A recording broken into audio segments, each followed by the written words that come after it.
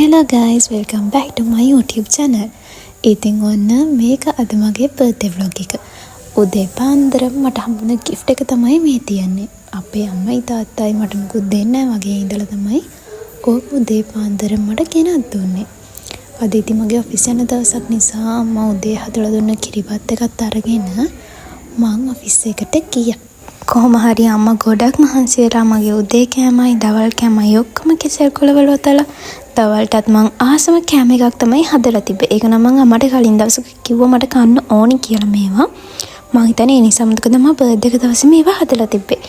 කොහොම හරි දවල් කෑමත් කාලා ඔෆිස් එකේ වැඩ ඉවර වෙනකොට අම්මයි තාත්තයි කේක් එකකුත් උස්සන් මම සර්ප්‍රයිස් කරන්න ඇවිල්ලා. ඊට පස්සේ අම්මා ගෙනල්ලා තිබ්බ ඇඳුමත් ඇඳගෙන අපි කොහේ හරි යන්න කියලා තමයි ලෑස්ති වුනේ. හැබැයි අපිව පාකින් එකකින් එන්න ටිකක් වෙලා ගියා. මොකද අපේ නම්බර් එක පෙන්වන්න නැතුව එතන පේමන්ට් එක කරන්න සෑහෙන වෙලාවක් ඉන්න වුණා. කොහොම හරි ඔක්කොම කරලා අපි ආවේ නෙළුම් කුල්ලට. රැට නෙළුම් කුල්ලට ගියම සිටි එක මාරම ලස්සනට පේනවා. මං අම්මත් එක්ක මීට අවුරුදු 2-3කට කලින් වගේ ආව දවල් වරුවක. එදානම් දවල් වරුවක් නිසා ඉච්චර ලස්සනට පෙවුන්නේ නැහැ. හැබැයි බර්ත්ඩේ එක දවසේ නම් ඒ ලයිට් එක මට නම් ඒක මාරම ලස්සනට පේනවා. ඊට පස්සේ අපි ගියේ බර්ගර් හට් එකට. ඒක නම් එදා සෙනග ටිකක් හිටියා. මොකද සෙන්සුරාදා දවසක්නේ. ඒත් අපිට ටේබල් එකක් හම්බුනාට පස්සේ අපි කේක් එක කපලා අම්මලාගේ නම තෑගි බලලා ඩිනර් එක ඕඩර් කරා. ඇත්තට මේ කේක් එක ලස්සනයි වගේ මාරම රසයි.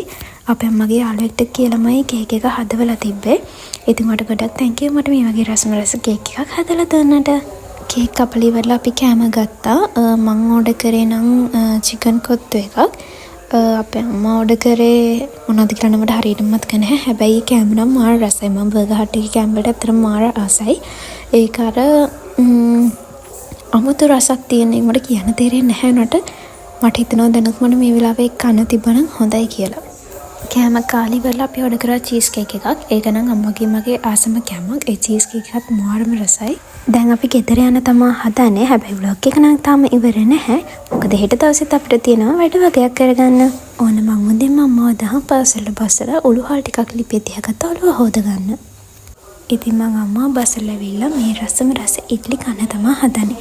මං හිතන්නේ මං අවුරුදු ගානකින් තමයි මේ ඉඩ්ලි කෑවේ. මොකද ඒ කාලේ අපේ ආච්චිම හදන එක තමයි රසම. ඒ වුණාට මං හිතන්නේ අවුරුදු ගානකින් කාපු නිසා මන්ද ඒ රසය ඒ විදිහටම දැනුණා. කොහොමද ඇන්ටි හදන හැම කෑම එකක්ම රසයි. ඒ නිසාද මන්ද යා මොන හරි හැදුවම අපිට දෙන්නේ. අපේ අම්මත් ඉතින් මොන හරි අපේ ගෙදර විශේෂ දෙයක් හැදුවොත් අනිවාර්යෙන් ඒගොල්ලොත් එක්ක ෂෙයා කරගන්නවා. කෑම කාලි වෙලා මං කොණ්ඩෙට තෙලුත් දාගෙන නාලා ෆ්‍රෙෂ් වෙලා ආවා. ඒ වුණාට මට ආයෙත් බඩගිනක් ඇවිත් තිබ්බ නිසා මං කලින් දවසේ ඉතුරු වෙලා ගෙනාව කොත්තු එකත් රත් කරගෙන කෑවා. බඩගින කියන දේ ඉතින් හැම වෙලාවෙම අපිට එනවනේ. ඒ නිසා ඉතින් මං පැය භාගයක් යන්නත් කලින් ආයෙත් තවටත් කෑවා. මොකද ඉතින් හවසට ගමනක් යන්න තිනකොට කලින් කාලා බීලා ලෑස්ති වෙන්න එපා. ඒත් ඉතින් ටයිමින් කියන දේ කොච්චරද කියනවා නම් කාලා බීලා ඔක්කොම කළා පැය 3-4ක් නිදාගෙනත් තමයි ඊළඟ ගමන් යන්න ලෑස්ති වුනේ. මේ අපේ අම්මත් එක්ක කියවින්න ඉතින් කම්මැලි මම. අපි ඊළඟට යන්නේ නැවරෝ බීච් එකට. මොකද එතන තියෙනවා මං ආසම සුප් එකක්. ඒක බොන එක තමයි මං හිතා හිටියේ මගේ බර්ත්ඩේ එකට මේ පාර කරන්න ඕන ලොකුම වැඩේ විදියට. ඉතින් දැන් අපි යමු ඒක බොන්න. ඉතින් වුණ සුප් එකයි කෑමයි ආවට පස්සේ අම්මයි මයින් ලොකු කතාවක් දාන් හිටියා. අම්මලා දුරට කොච්චර දේවල් කතා කරන්න තියෙනවද නේද? තාත්තලා ඉතින් ඕවට මැදිහත් කරගන්න බෑනේ. ඉතින් අපේ තාත්තත් බීච් එකේ ඇවිදලා කරලා එනකන් අම්මයි මයි කතාවක් දාගෙන කෑම කෑවා. ඉතින් ওই විදිහට තමයි මගේ බර්ත්ඩේ එක ගෙවුනේ.